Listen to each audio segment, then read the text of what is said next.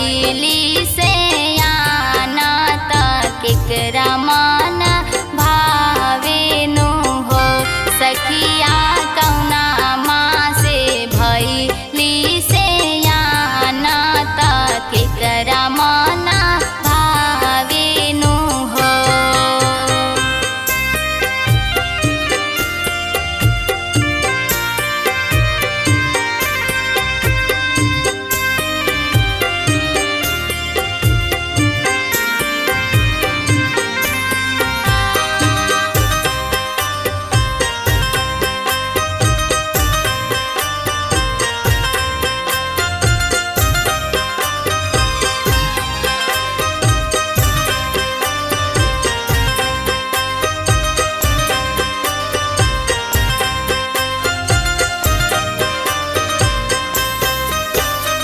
सावन मास तुलसी जाना माली हली भादो मास हरिहर भैली भादो मास हरिहर भैली हो।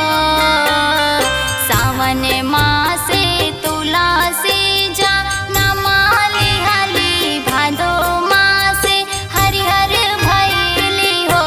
सखिया कुंवारी मास भैली से आना गोविंद माना भावेली हो।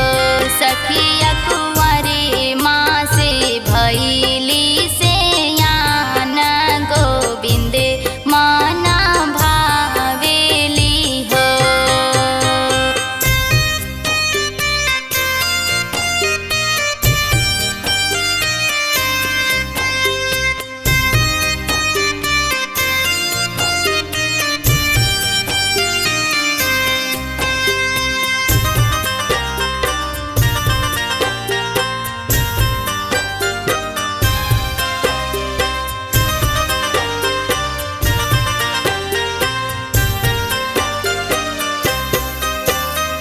कौना माँ से तुलसी के ब्याह भैले सखी सब पूछेली सखी सब पूछेली हो।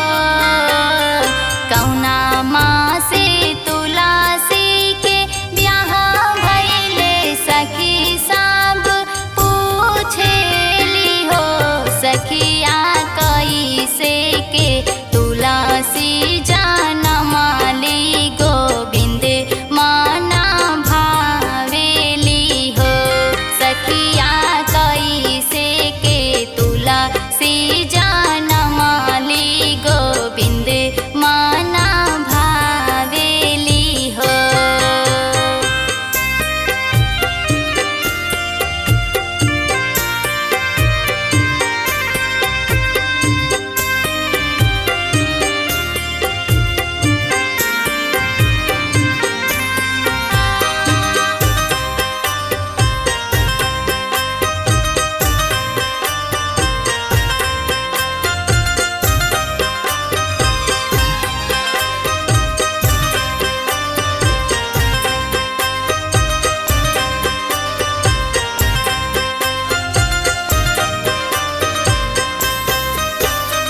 कार्तिक मास तुलसी के ब्याह भैले भादो मास जा नम भैले भादो मास जा नम भैले हो।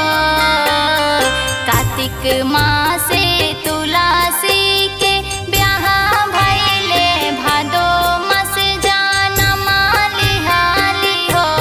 सखिया कुरा खेते तुलसी जाना माली हली गोविंद माना भावेली हो। सखिया कुरा खेते तुलसी जा